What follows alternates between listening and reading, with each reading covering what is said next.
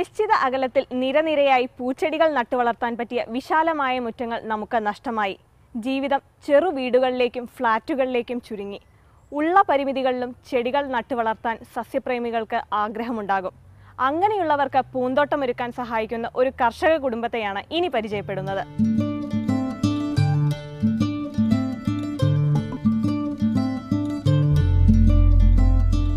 കാലം മാറുന്നതിനനുസരിച്ച് പൂന്തോട്ടങ്ങളുടെ കോലവും മാറുകയാണ്.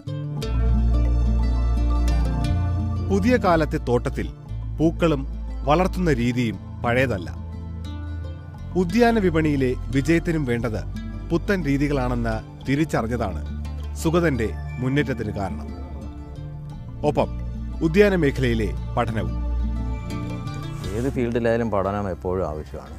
പ്രത്യേകിച്ച് ഇതിനും വേണം. പഠനത്തിനോടൊപ്പം തന്നെ പരിചയമാണ് ഇതിൻ്റെ ഒരു വലിയ ഘടകം. എത്രത്തോളം നമ്മൾ ഇതിൽ അർപ്പണബോധത്തോടെ മുന്നോട്ട് വരുന്നോ അതനുസരിച്ച് ഈ ഫീൽഡിൽ വിജയിക്കാൻ സാധിക്കും. ഇതാണ് കുത്തനെയുള്ള പൂന്തോട്ടം. പൂച്ചട്ടികൾ നിരത്തിവയ്ക്കാൻ സ്ഥലമില്ലാത്തവർക്ക് പൂച്ചട്ടികൾ ലംബമായി അടുക്കി ചന്തമുണ്ടാക്കാം. സ്ഥലം അല്പം പോലും നഷ്ടമാക്കാതെ ഒരു പൂന്തോട്ടം സ്വന്തമാക്കാം. സാധാരണ ചെടികളുടെ നടീൽ രീതിയല്ല ഇവിടെ സ്വീകരിക്കേണ്ടത്. 3 ക്യൂബിക്കിൽ ചേർന്ന ഫ്രെയിമുകളാണ് വീടുകളിൽ നിർമ്മിക്കുന്ന വെർട്ടിക്കൽ ഗാർഡനുകളിൽ സാധാരണ ഉപയോഗിക്കുന്നത്. നടീൽ മിശ്രിതത്തിന് ചകിരിച്ചോറ്, ചാണകപ്പൊടി, ഫെർലൈറ്റ് എന്നിവ ഒരേ അനുപാതത്തിൽ ചേർത്ത് മിശ്രിതം തയ്യാറാക്കും. നന്നായി ചേർത്തിളക്കിയ ഈ മിശ്രിതം പ്ലാസ്റ്റിക് ചട്ടികളിൽ നിറയ്ക്കും.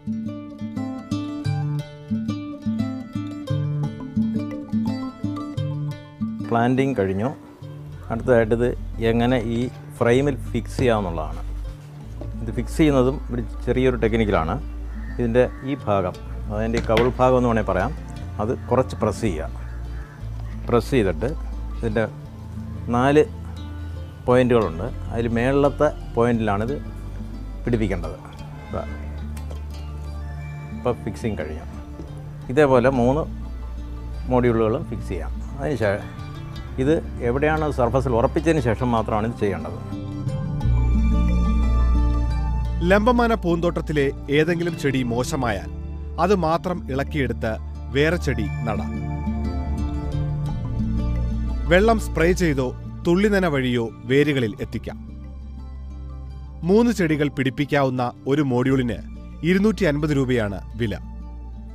തിരഞ്ഞെടുക്കുന്ന ചെടിയുടെ വില വേറെ വരും. വെർട്ടിക്കൽ ഗാർഡന് ഒരു പ്രത്യേക പാറ്റേൺ കിട്ടണമെന്ന് ആഗ്രഹിക്കുന്നെങ്കിൽ അതിന് സമാനമായിട്ടുള്ള ചെടികൾ സെലക്ട് ചെയ്യണം. കളർ കോമ്പിനേഷനും സൺലൈറ്റിൽ വളരേണ്ടതാണെങ്കിൽ സൺലൈറ്റിന് പറ്റിയ ചെടികളും ഷെയ്ഡിൽ വളരേണ്ടതാണെങ്കിൽ ഷെയ്ഡിന് പറ്റിയ ചെടികളും സെലക്ട് ചെയ്യണം.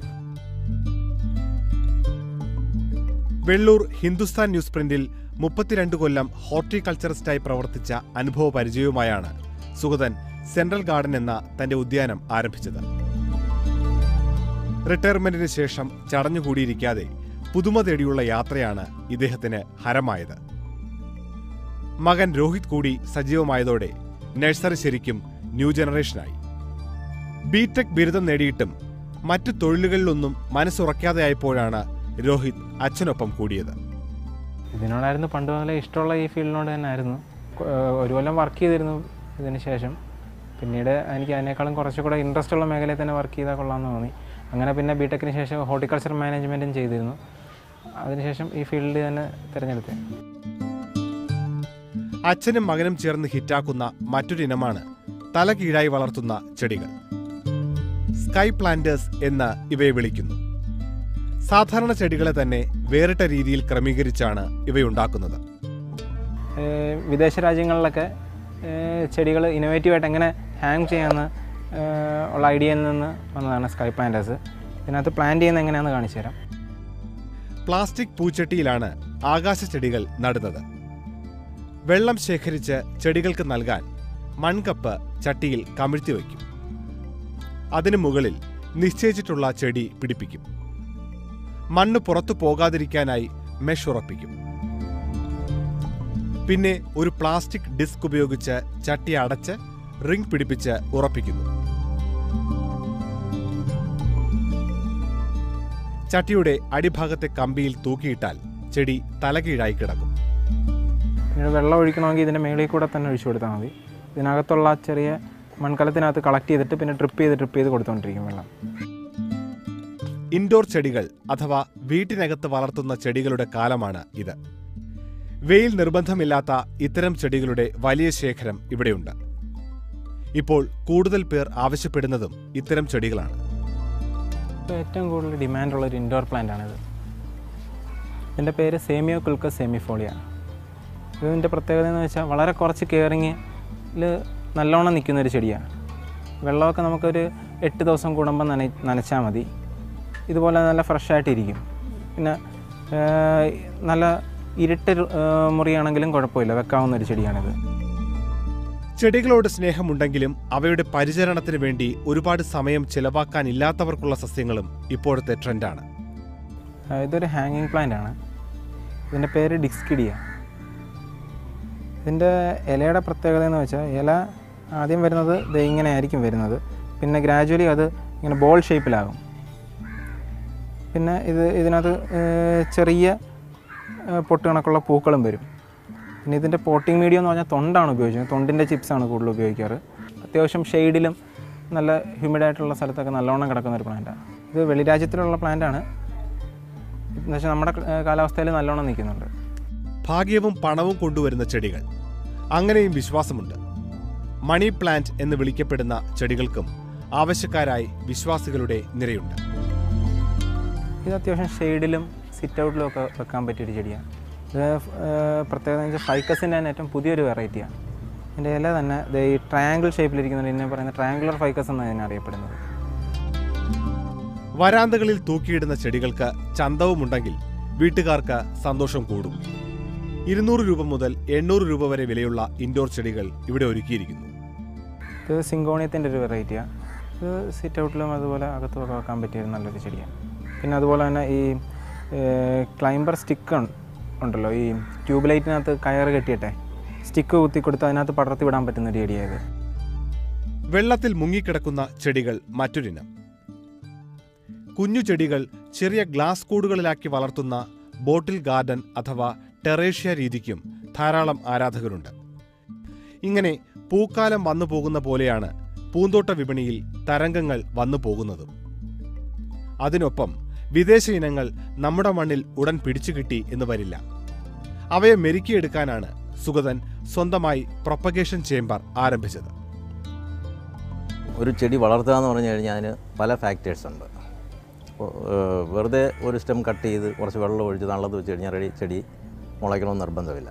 അതിന് കിട്ടേണ്ട ഒരു അന്തരീക്ഷ ഊഷ്മാവ്, പിന്നെ ചൂടും ഊഷ്മാവും എല്ലാം ഇതിൻ്റെ ഒരു ഫാക്ടറാണ്. അതിനോടൊപ്പം തന്നെ റൂട്ട് ഇനിഷ്യേറ്റ് ചെയ്യാനുള്ള ഹോർമോണും വേണ്ടി വരും. ഇവിടെ ചൂടും ആർദ്രതയും ചേംബർ സ്വയം ക്രമീകരിക്കും. 35 ഡിഗ്രി സെൽഷ്യസാണ് വേര് പിടിപ്പിക്കാൻ പറ്റിയ ഊഷ്മാവ്. 38 കൂടിയാൽ ചെടികൾക്ക് കേടാണ്. സ്വന്തം ഡിസൈനിലുണ്ടാക്കിയ ചേംബറിൽ 85നും 90നും ഇടയ്ക്കാണ് ആർദ്രത. ഇവിടെ സെൻസറിന്റെ സഹായത്തോടെ റൂട്ടിംഗ് ക്രമീകരിക്കും. ചെടികളുടെ സ്വഭാവവും കണക്കിലെടുക്കണം. അത് സ്റ്റെം കട്ടിങ്സ് എടുക്കുന്നതിലും ശ്രദ്ധിക്കാനുണ്ട്. ഏത് സ്റ്റേജിലുള്ള സ്റ്റെം കട്ടിങ്സ് എടുക്കണം. ഓരോ പ്ലാന്റ്സിനും ഓരോ രീതിയാണ്. ചിലതിന് വളരെ ടെൻഡറായിട്ടുള്ള കട്ടിങ്സ് എടുക്കേണ്ടി വരും. ബൊഗൈൻവില്ല പോലുള്ളതിന് ഇച്ചിരി ഹാർഡ് സ്റ്റെം വേണ്ടി വരും. ബൊഗൈൻവില്ലയ്ക്കും ചെമ്പരത്തിക്കൊക്കെ ഇച്ചിരി ഹാർഡ് സ്റ്റെം. ബാക്കി മിക്കവാറും ചെടികൾക്കെല്ലാം ടെൻഡർ കട്ടിങ്സാണ് റൂട്ടിങ്ങിന് വേണ്ടി ഉപയോഗിക്കുന്നത്. 21 ദിവസമാണ് പ്രൊപ്പഗേഷൻ ചേംബറിൽ റൂട്ടിങ്ങിന് സാധാരണ എടുക്കുക. പിന്നീട് തണലിൽ വയ്ക്കും. തുടർന്ന് കാലാവസ്ഥയുമായി പൊരുത്തപ്പെടുന്നതനുസരിച്ച് തുറന്ന സ്ഥലത്ത് വെച്ച് ചെടികളെ മെരുക്കിയെടുക്കും. ചെടികൾക്ക് സംരക്ഷണമൊരുക്കാൻ 24 മീറ്റർ നീളത്തിലും 9 മീറ്റർ വീതിയിലും ഒരുക്കിയ UV ഷീറ്റ് റെയിൻ ഷെൽട്ടറും സുഗതന്റെ സ്വന്തം രൂപകൽപ്പനയാണ്. സുഗതന്റെ കുടുംബം മുഴുവൻ അണിനിരന്നാണ് സെൻട്രൽ ഗാർഡനിലെ പരീക്ഷണങ്ങൾ വിജയകരമാക്കുന്നത്. ലോകത്തെ പൂന്തോട്ട രംഗത്തുള്ള ചലനങ്ങൾ എപ്പോഴും ശ്രദ്ധിച്ച് ഈ കുടുംബം കാത്തിരിക്കുന്നു. നമ്മുടെ നാട്ടിലും അതേ പുതുമകൾ കൊണ്ടുവരാനായി. പൂന്തോട്ട രംഗത്തെ പുതിയ തരംഗങ്ങളെപ്പറ്റി നേരിട്ടറിയാൻ നിങ്ങൾക്ക് സുഗതനുമായി ബന്ധപ്പെടാവുന്നതാണ്. വിലാസം ശ്രദ്ധിക്കുക: D. Sugathan, Central Garden, People's Nagar 167, Kollam PO. Phone 9447057742. Number ഒരിക്കൽ കൂടി 9447057742. നാട്ടുപച്ചയുടെ ഈ അധ്യായം ഇവിടെ അവസാനിക്കുകയാണ്. നാട്ടുപച്ചയെക്കുറിച്ചുള്ള പ്രേക്ഷകരുടെ വിലയേറിയ അഭിപ്രായങ്ങൾ തുടർന്നും പങ്കുവയ്ക്കുക. വിലാസം: the producer, Nattupacha, Manorama news, Aroor, Alappuzha. manormanews.com/നാട്ടുപച്ച കണ്ടും അഭിപ്രായം രേഖപ്പെടുത്താം. നാട്ടുപച്ചയുടെ നല്ല കാഴ്ചകൾക്കായി കാത്തിരിക്കുക. വീണ്ടും അടുത്തയാഴ്ച കാണാം. നന്ദി, നമസ്കാരം.